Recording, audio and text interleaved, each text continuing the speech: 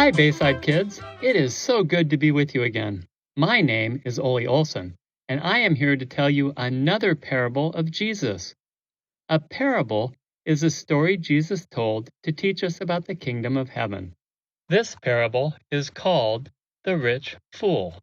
Jesus told us this parable to show us how important it is to share what God has given to us with others. Let's start. The rich fool. Luke chapter 12, verses 16 through 21. A long time ago, in a land far away, there lived a rich man who did nothing all day, but to think and to worry, to hope and to plan some way of becoming a wealthier man.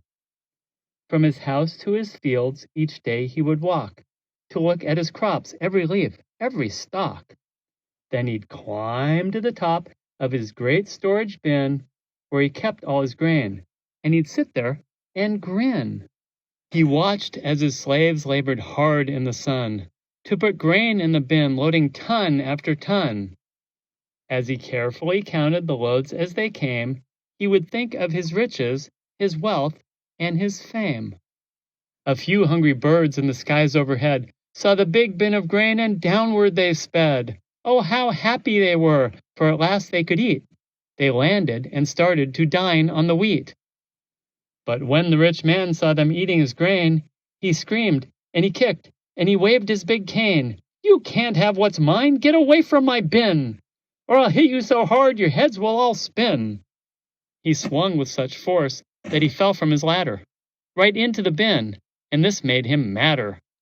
With all of his wriggling and squirming around, some of the grain poured out to the ground.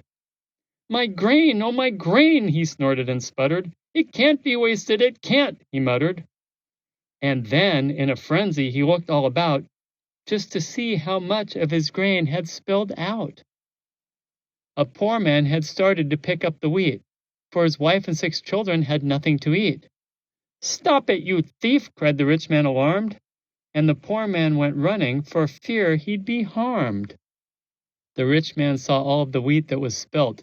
A new place for grain would have to be built. "I'll tear down the old one," he said gleefully, "and make bigger bins. How grand they will be!" His slaves worked hard, his slaves worked long, to make the new bins big and strong. The master from his platform high surveyed their work with watchful eye. And when the job was finally done, the night had come, gone was the sun. He hurried home all full of pride, as full as the bins with his grain inside. He went to his room and he looked in the mirror.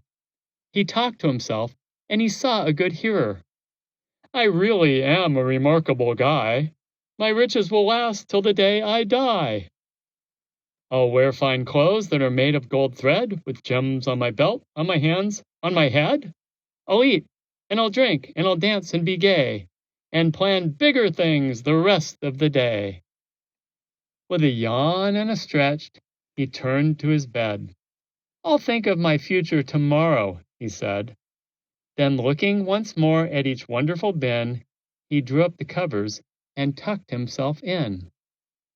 The lamps on the bin showed down through the night, to warn the rich man if thieves came in sight.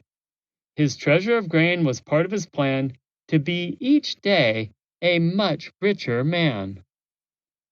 "Some day," he said, "I'll start anew, and live as God would like me to. But first things first, myself I'll please, and live my life in wealth and ease." But that very night he died in his sleep, with no one to mourn him and no one to weep. This man had been selfish with all of his wheat. He had offered no grain for the hungry to eat. How silly the rich, greedy man was, you say? Yes, he was silly, and right to this day. Because he was selfish and heartless and cruel, he's not called the rich man. He's called the rich fool. So that's our story. I don't want to be like the rich fool, do you? I hope not. It is so much nicer and more fun to share. Well, I hope you have a great week, and I will see you next time. Bye-bye.